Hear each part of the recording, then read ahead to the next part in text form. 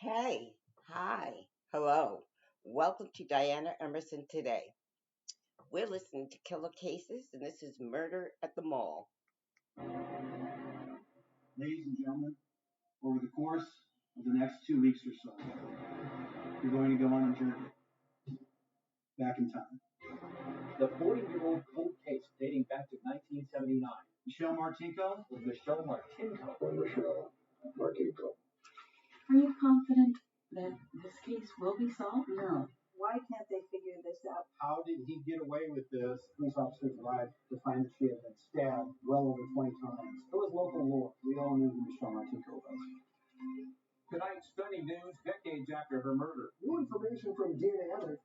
Our jaws were on the floor because that was the first time in 40 years that we've ever received an answer like we received. And they have found the killer's DNA. The suspect was likely one of three brothers, all living in Iowa. Which one is it? On December 19th, 1979, the world was Michelle Martinko's for the taking.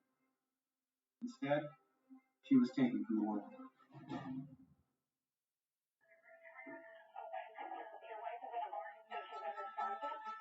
This is what he's going to tell you.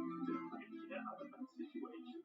And I grabbed the gun. Trying to find the first place to put a body. No, sir. The only thing they could do was kill him. You want to say anything? Read the jury and find the defendant.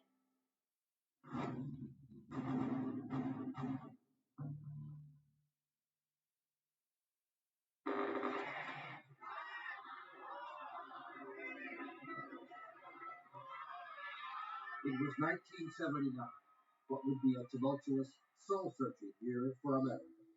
All the legislature in the world can't fix what's wrong with America. Iran, 1979. The United States suffered its most serious commercial nuclear power plant accident. The long lines which have made millions of you spend aggravating hours waiting for gasoline. It is a crisis of confidence. A year that saw the crime rate climbing, especially in the country's smaller cities, including Cedar Rapids, Iowa. Especially around here, folks thought they could just kind of go about their lives as they always had for decades here and not have to worry about the violence that happens in those bigger cities. All that changed in Cedar Rapids 1 week before Christmas in 1979 at the brand new Westdale Mall. A high school student brutally murdered, her body discovered in her car in the parking lot. Our uniformed division people went out there and checked various places. They checked there and did, in fact, discover the body of one Michelle Martinko. Any motive at all? Can you think of any reason why he would want to kill her? No, from what our understanding is a very nice young lady. It's a sad situation. We have no idea at this point. No idea. And it would stay that way for almost 40 years. Until Michelle Martinko's killer was finally tracked down by a detective, Matt Denneker, who was just a child at the time of the murder. I was probably at home in bed. In 1979, I would have been 5 years old. A prosecutor who had handled the case, Nick Baybanks, was even younger, 4 years old. We were all aware of it growing up in Cedar Rapids. It was local lore. We all knew who Michelle Martinko was. She had gone to the mall for some Christmas shopping with $180 in her purse. And this being a brand new mall with 100 plus stores, the weeks that lead up to Christmas, a lot of people are there for the first time. Michelle Martinko had come from a school choir holiday banquet and was all dressed up. She has been described by her friends as being kind of a girly girl, someone who enjoyed wearing evening clothes and things like that. She was bright, she was friendly, she stood out in the crowd. Of course, she was also beautiful. As a matter of fact, the night that my sister went to the mall, that was the first time she had ever been there and had the $180 cash on her for that evening, and she still had the money with her after she was killed. The last person to talk to her that night was Kurt Thomas, who had been in a school play with Michelle and was working at a men's clothing store in the mall. We were walking and looking at each other and animated and just friendly. Thomas walked her to the mall exit. She was saying her goodbyes. She was bundling up. She was calling it a night and going out in that parking lot. She smiled at me. I call it the Michelle smile. The next time that she was seen was when police officers arrived, of course, on the scene at about 4 a.m. the next morning to find that she had been stabbed well over 20 times throughout her chest, her neck, and her arms, and that she had been brutally murdered. She was in a battle for her life as she was being stabbed to death. She was good looking gal, real good. I understand, yes, I understand what you meant. Any possibility of sexual assault here? I would at this point, and I certainly could stand to be corrected, I would say possibly not. I don't think robbery is a motive. We don't know at this time. Michelle's family, including her sister and brother-in-law, were convinced it was an ex-boyfriend, Andy Seidel, who had killed her. Well, we really didn't have any other suspects. And they had broken up in a rather unsatisfactory way, and he wouldn't let go, and just seemed like the classic behavioral trait of, if I can't have her, no one can. But detectives were also suspicious of the friend she had talked to at the mall that night, Kurt Thomas. It turned into a nightmare, an absolute nightmare. Thomas was taken to the police station even before he knew Michelle had been killed. The one thing I do remember was the good cop, bad cop. He just flat turned around, leaned over the chair, and asked me why I killed her. But there were no surveillance cameras in the mall parking lot, no eyewitnesses, and at the time, no DNA testing was available. No way to rule in or rule out Kurt Thomas or any of Michelle's friends. The case went cold. The theories that were floating around in town, in that small town, those were very hurtful because it was everything from drug rings to prostitution. I mean, you name it. And for years, her family was in despair, especially her mother, Janet, subjected to ugly crank calls after the murder. And they'd say what? Mother.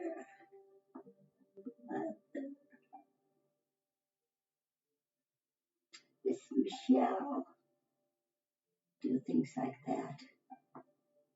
And some of them would be laughing at It was absolutely awful. My sister and my mother were soulmates, and so my mother just lost a part of herself. Are you confident that this case will be solved? No, I'm not. The case would remain unsolved for almost 4 decades before a scientific breakthrough. And they have found the killer's DNA. Now police would know if the alibis of Michelle's friends would hold up.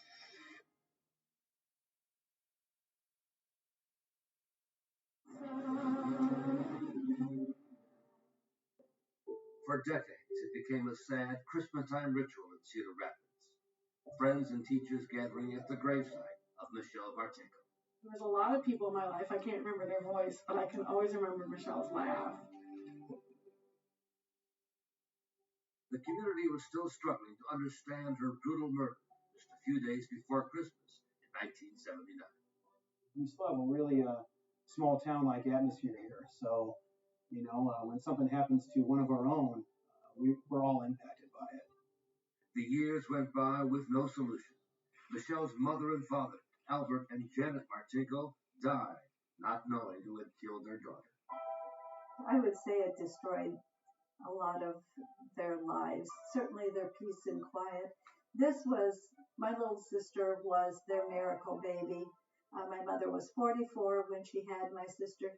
The mother's diary, discovered later, indicated that she died thinking it was either the ex-boyfriend Andy or Michelle's friend Kurt Thomas who had killed her. I saw the actual notes that Michelle's mother had made. She thought it was Andy.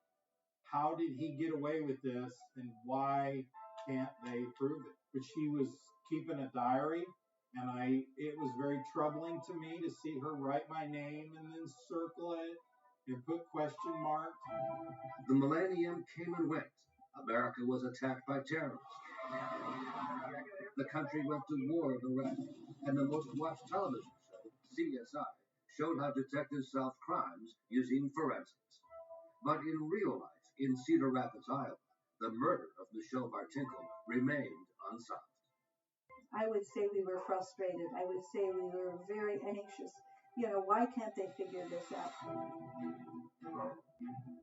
It turned out the answer had been sitting on a shelf at the Cedar Rapids police station all those years. Evidence from the crime scene that had not yet been tested for DNA until the year 2006 at a CSI-like moment. Some of the items of evidence that we've kept have been re-examined by lab analysts, and they have found the killer's DNA. Now anyone who had been suspected or had any contact with Michelle was asked to submit a DNA sample. Of course, one of the first people that the detectives looked at was the boyfriend, and they took a swab from him and was not a match. But eyebrows were immediately raised at police headquarters when one man refused to give a DNA sample. Kurt Thomas, the last person to talk with Michelle at the mall that night, now married to a judge in Oklahoma.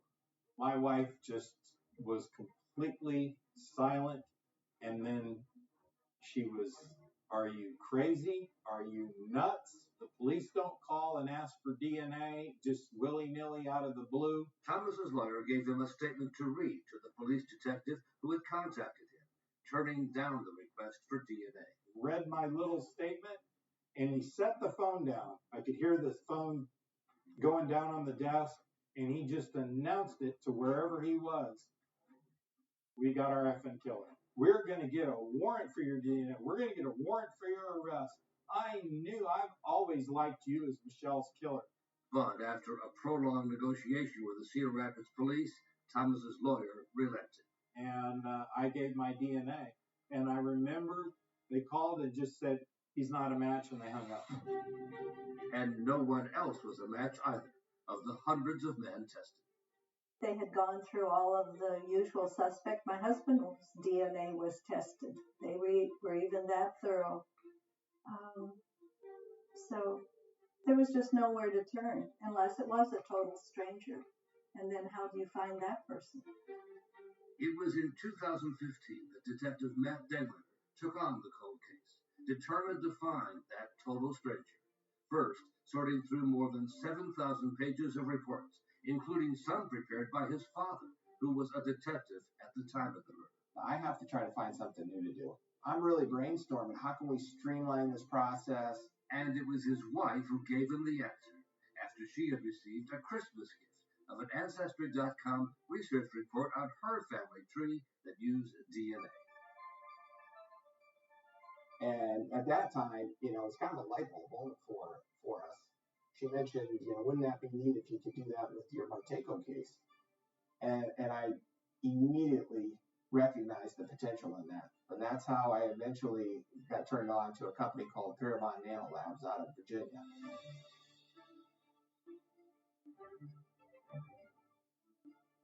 We actually were able to get an image of our suspect created from that DNA. They're able to create what they anticipate someone would look like from their DNA, including skin color, hair color, eye color, facial structure, things of that nature. It was pretty amazing, and it's not something that had ever been tried here in Iowa. So that generated a whole new flurry of activity. They put out the picture. They had a big press release. We went into Cedar Rapids for that, and they aged the person a little bit and did different hairdos. What I was hoping for is that we'd get 100 people call in and say, "Hey, it all looks like person A." But the problem we ran into is we got 200 people call in and say it looks like 100 different people. Another dead end. But Detective Matt Degler was far from giving up. In 2018, the spring of 2018, I saw news that they had cracked the Golden State Killer case and arrested Joseph DeAngelo. Using the most innovative DNA technology available at this time. Police had matched the DNA found on victims in that case to a relative of D'Angelo, who had submitted her DNA to a genealogy database. It led to his arrest and conviction, and a revolution in solving cold cases, led by pioneers like C.C. Moore.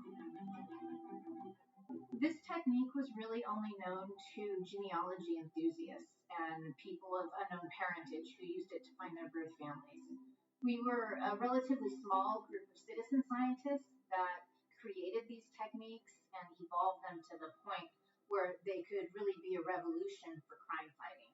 And finally, real hope that this would be the key to solving the murder of Michelle Martinko, using a database of more than 1 million people. So what we're looking for are people who have significant amounts of shared DNA with that unknown suspect. And then a hit, a partial match with a woman living in Washington State. She was kind of our ground zero for building a family tree and working our way back to our suspect. And so we were honing in pretty quick. The mystery of who killed Michelle Martinko was about to be solved. Our suspect was likely one of 3 brothers, all living in Iowa.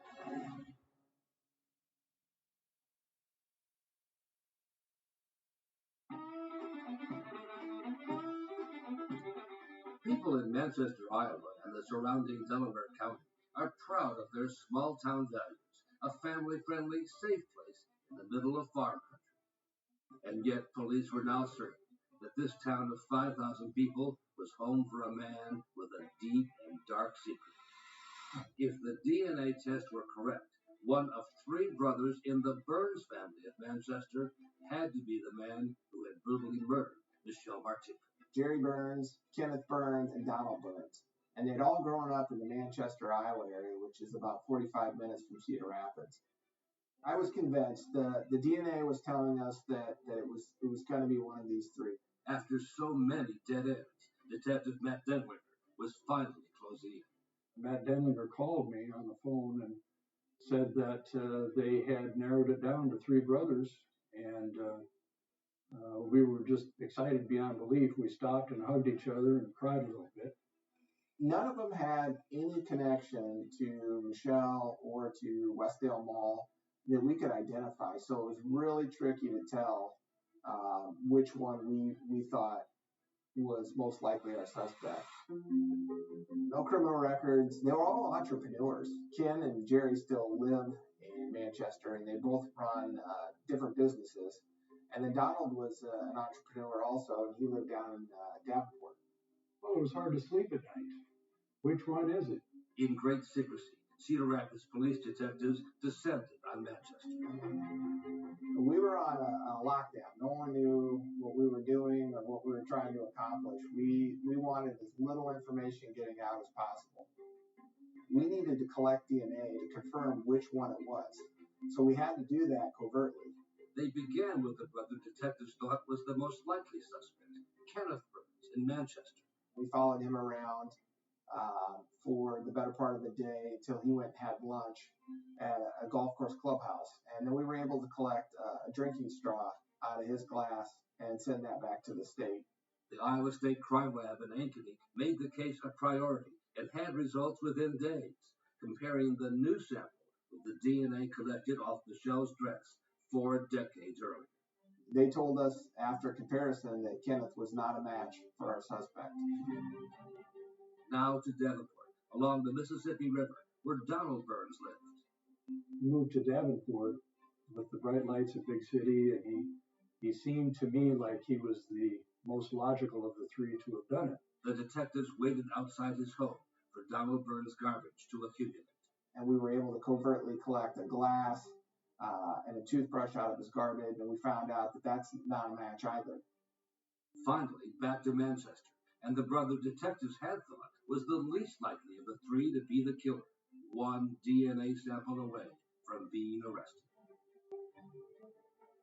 And we observed Jerry leave his business around lunchtime one day, went to the Pizza Ranch buffet restaurant there in Manchester, Iowa. We decided that the straw that he was drinking out of was going to be the best item to take. And after his lunch was over, they got up and left. And we walked over and took the straw out of the glass after it was left there for trash. Once again, a rush order for the technicians at the Iowa State Crime Lab in Ankeny. And when we got that phone call, our jaws were on the floor. It was a match. That was big. I wanted to leave the second I got that phone call and go arrest him, but, cooler heads prevailed. The plan instead was for Detective Dengler and a retired detective who had worked on the case, J.D. Smith, to go back to Manchester and see what he had to say for himself. So we walked right into the business and knocked on the door of his office. Hey, how are you today? Jerry, my name's Matt. Nice to meet you. Nice to meet you. Hey, I'm with the Cedar Rapids Police Department. No smoke and mirrors, no tricks up our sleeve. We're going to just be honest with you and see what you're willing to tell us. Now at age 64, with a full face and a friendly pet cat, Jerry Burns listened as Dengler laid out the purpose of the visit, all recorded on an undercover camera. We work in the cold case unit down at Cedar Rapids Police Department, and we're following up on an old case. I don't know if you've heard it in the news at all. It's a homicide that happened at Westdale Mall. Michelle Martinko, is that something you've ever heard of? Yeah. First, Dengler showed Burns a picture of Michelle. This is a picture of Michelle. Is that anyone you ever remember seeing or anything like that? It's not that's not a name you knew or anything like that. Okay. He actually agreed to be interviewed for quite some time. Now Detective Dengler began to close in, telling Burns he had a warrant to collect a DNA sample from him to make sure there was no doubt. I already knew in the back of my head that Jerry was responsible for killing Michelle. His DNA was on the dress. And then all the cards on the table. Just spitballing here. But I'm just thinking, we kind of know going in that this is probably going to be a match. Oh, really? Yeah. Why would that be? Well, we were kind of hoping you'd tell us.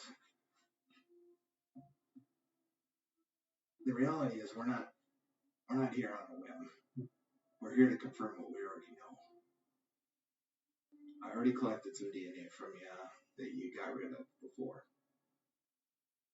And so I'm telling you, Jerry, I already know that your DNA is going to match the DNA that we have on file. Outside, Prosecutor Nick Maybanks was in a surveillance van, listening to a live audio feed of the interview. The reality is we're not here on a whim. I was on pins and needles as I was listening to the interview take place. The date chosen for the confrontation was December 19th, the anniversary of Michelle's murder. It was no coincidence. I mean, I think in any investigation, you hope that the suspect confesses. And we thought that, there could be a possibility that day would have meaning to Mr. Burns. Do you know what today is? 19th of December. Did you murder someone that night, Jerry? Test the DNA. Jerry. Test the DNA. Why did this happen, Jerry? Test the DNA. What happened? I don't know. You I was not there that night. You don't know why this happened? I was not there that night. Well, we know better than that, Jerry. You know better than that. You know I'm not lying. He was in full denial mode about having any involvement. I didn't get quite what I wanted, which was just a full confession explanation. Maybe I was overly optimistic I could get that from him, but... One last try. Take a good look at her picture for me, please. And just really make sure in your mind that this is not someone you know. Or you met. So eventually we came to the conclusion that he's not going to provide us any more information, and we're not going to get any more evidence to connect him to Michelle. So at that time, it was decided that we were going to arrest him for the murder of Michelle Martinko.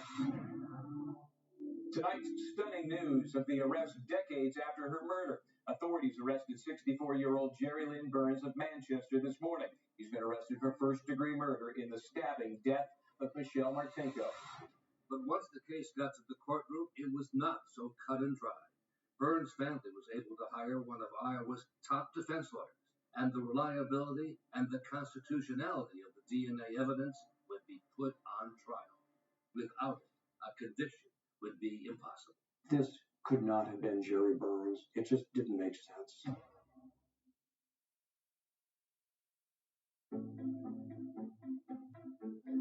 State of Iowa versus Jerry Lynn Burns.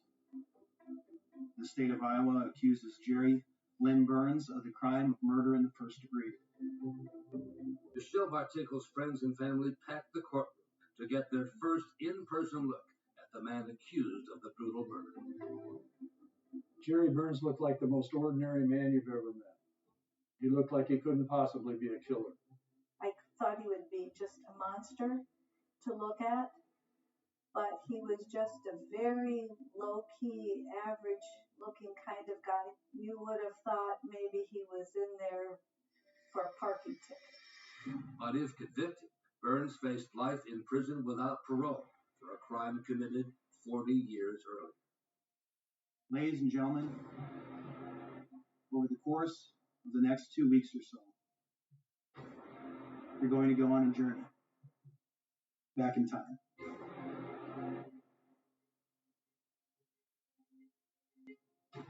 Michelle Martinko was a girl out on the town.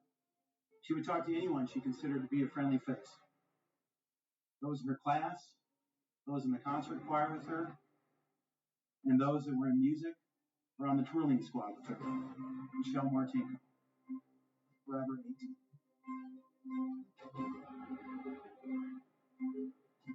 And as the lawyer for Jerry Burns, Leon Spees, prepared for his opening statement, he understood the emotional power surrounding the memory of a beautiful teenager whose life was cut short.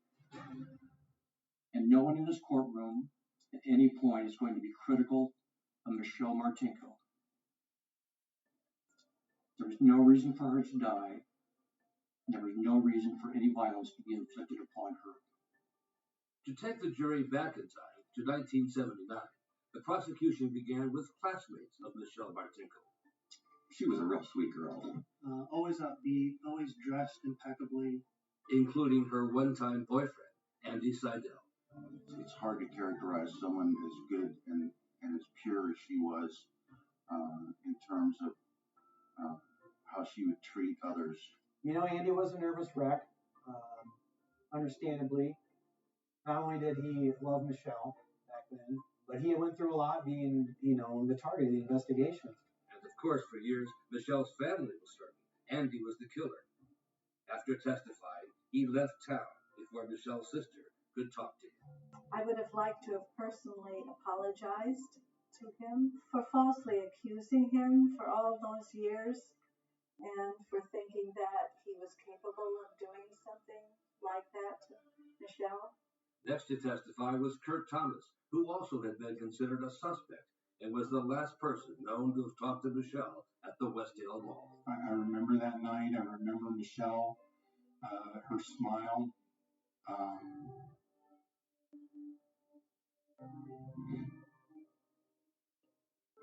The goodbye smile. It's affected my entire life. Including, he says, a sense of guilt that has weighed on him ever since that night. We lived in an age of innocence, and we didn't think about monsters in the parking lot. And but it has absolutely consumed me that I didn't walk her to the car. If you'd have walked her to the car, it could have all been different. Do you swear or affirm the testimony you're about to give will be the truth, the whole truth, and nothing but the truth? Now it was time for the jury to hear the 4-decade-long detective story as lead detective Matt Denlinger took the stand. Nobody to this day, I think, knows more about this case, including me, than Matt Denlinger. Denlinger described the quest by the Cedar Rapids Police Department over the years to find the killer. This is a picture of Michelle. Leading to Denlinger's secretly recorded confrontation of Burns. The video played almost in full for the jury. And Your Honor, permission to publish and play State's Exhibit 14A. You may. Hey, how are you today?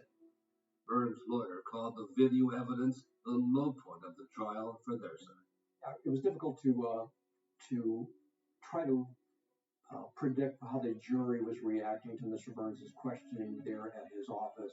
The natural reaction, I think, would be to protest loudly, no, I had nothing to do with it. And then the video in the back seat of the police car with Burns under arrest, a barely audible passage when Detective Denlinger asked if he had forgotten what happened.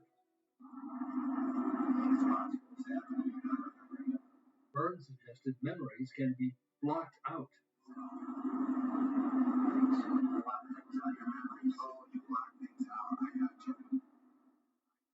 Now that we've watched all 56 minutes of this video, Matt, where in the interaction between you and Mr. Burns in the squad car does he not kill Michelle Martinko? He never died. In this video, does Mr. Burns tell you emphatically that you have the wrong guy? Never. Did he ever say this must be some kind of mistake? No. The prosecution played its final card with a surprise witness from inside the county jail, where Burns, in the dark shirt on the left, had been held since his arrest. His cellmate, in the white shirt, turned informant, Michael Allison. He said Burns called him son, and as seen in this surveillance video, even signed a copy of the Cedar Rapids newspaper with a front-page story about the Martinko murder case. It says, to my favorite son, Michael, Jerry Burns. But the informant's most damning testimony suggested Burns felt he got away with it. Has Mr. Burns discussed with you his feelings regarding the potential outcome of his trial? Yeah, he feels like no matter what happens in this case, that he wins because he had the opportunity to be out there with his family all these years. No further questions at this time, Your Honor. For all the talk about 40 years earlier, it was the modern world's advances in DNA that were at the heart of this trial. And nothing would be more important than Michelle's dress, brought into the courtroom on a mannequin by Detective Denver, to show the jury where the DNA that matched Jerry Burns' sample had been located. There's a 1 in 100 billion chance that it would be somebody else. The lawyer for Jerry Burns knew what he was up against. There was no disputing that there was evidence of Jerry Burns' DNA at the crime scene, but the question was, how did it get there? When did it get there? So it was the job of the defense's only witness. The defense called Dr. Michael Spence. Forensic consultant Dr. Michael Spence, to make sure the jury understood what's known as the DNA transfer theory. It can be from coughs, sneezes, speaking as I'm doing right now. I'm sure my DNA is right here on this microphone. And then 2 hours into his testimony, Dr. Spence was asked the pivotal question. Is it, Dr. Spence, a plausible explanation that the DNA of Jerry Burns found on the dress or on the gear shift could have come about by a transfer? Objection, Your Honor, that is speculation. There's no evidence in the record to suggest that, and no foundation to make that opinion expert or otherwise. Now the defense's entire case strategy depended on the judge's ruling.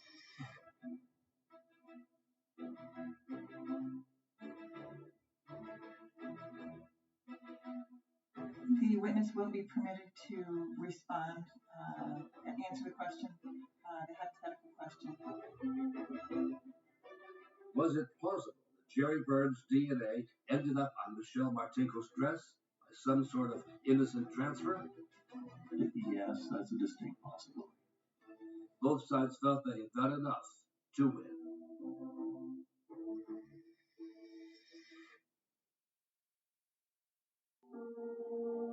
At this time, ladies and gentlemen, it is the time in the trial for each of the parties to present what's called a closing argument. I was looking over to watch Jerry Burns to see what reaction he had with the presentation of the final argument. He had no reaction at all. On December 19th, 1979, the world was Michelle Martinko's for the taking. Instead, she was taken from the world.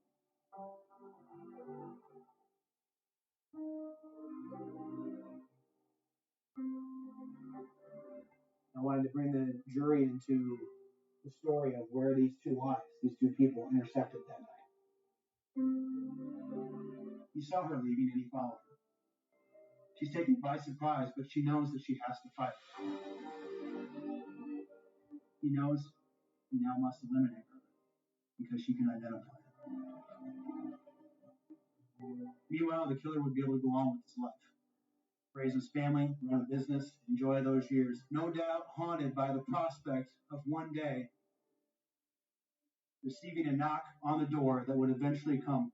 And prosecutor Nick Bakens replayed for the jury the video of that day he said the knock did come on the door. Hey, how are you today? Jerry, my name's Matt. Nice to meet you. How would you act if somebody came and said your DNA was on the crime scene, started implying you in a murder? Well, you know what I do? I say I didn't do it. You got the wrong guy. Not, I don't know. I don't think anything happened. I don't think so. And the prosecutor knew he had the DNA evidence on his side, scoffing at the theory that Burns' DNA was somehow transferred onto Michelle's dress by accident. It's not reasonable.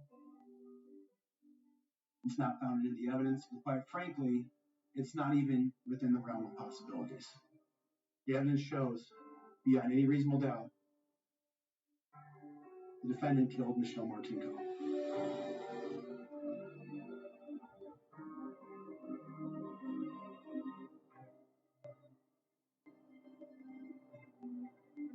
The state of Iowa is asking you to enter a verdict of guilty murder in the first degree.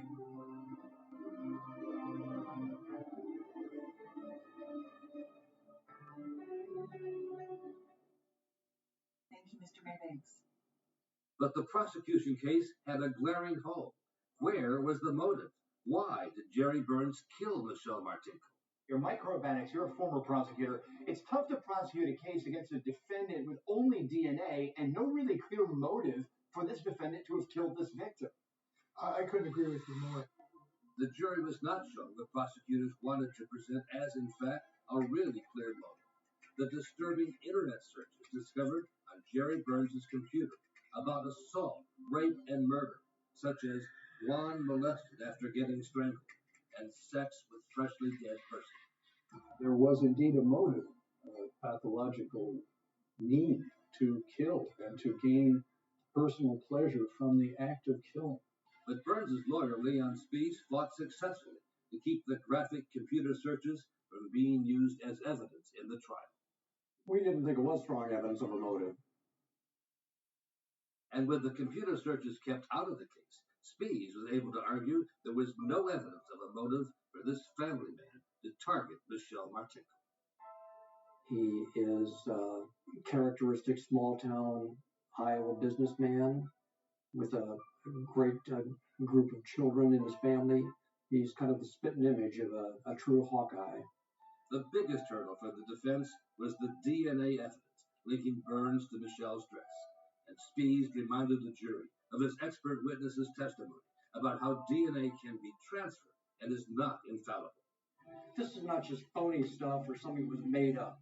This is important scientific information. It's invaluable and necessary for your critical appraisal of all of the evidence in this case.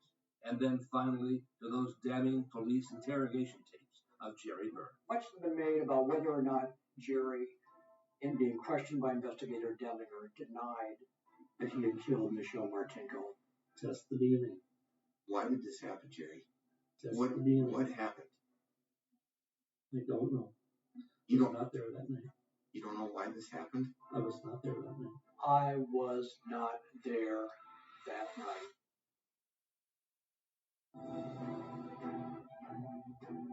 It cannot be said, with your allegiance to the law and the facts, that Jerry Burns is guilty beyond a reasonable doubt. Your verdict must be not guilty. The jury went out late in the day. Even the lead detective, Matt Dinglinger, worried the prosecution case had issues. Lack of witnesses, lack of a confession, lack of other things that connected Jerry to the crime scene or to Michelle. It was a long trial with lots of evidence, lots of exhibits. I've seen quick juries, I've seen juries that take longer, and I've seen hung juries. This was a quick jury. After about 3 hours of deliberations, the jury reached this verdict. The members of the jury, through the foreman, have signed verdict form number 1. We, the jury, find the defendant, Jerry Lynn Burns,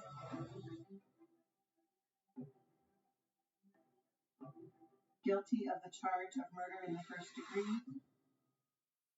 We were hugging each other, just joy, excitement, relief. Oh my goodness, relief. And in the wake of Burns' conviction, questions were now raised in Iowa about whether he could be linked to other unsolved murders and disappearances in the state. I field calls about that to this day. People calling in suspecting Jerry somehow responsible for other crimes. And I'm open to that idea. Including the unsolved disappearance of an Iowa TV news anchorwoman in 1995, Jody Huisentruit. And if you take a picture of Michelle and of Jody Huisentruit and you put them side by side, they're twins. Burns' lawyer says there is no evidence of any connection to any other crimes committed by his client whatsoever. Well, I think it's bizarre how a person could do something so brutal and not have other instances of doing something. And what about the still unsolved disappearance of Burns' cousin, Brian Burns? Brian, his own cousin, he disappeared off the face of the earth on December 19th on the anniversary of Michelle's murder. Pretty dadgum sure they got the right person for more than one reason. After a delay because of the COVID-19 pandemic, Jerry Burns, in his orange prison jumpsuit and wearing a mask, was back in court to hear his sentence. There is no death penalty in Iowa, and he got the maximum possible, life without parole. Jerry Lynn Burns, you are now remanded to the director of the Iowa Department of Corrections for the rest of your life.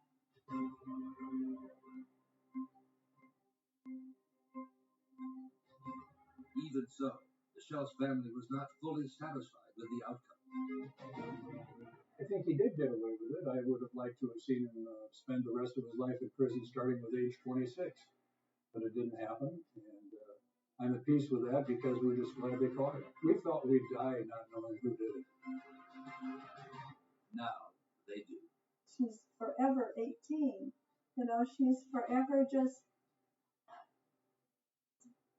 that beautiful person.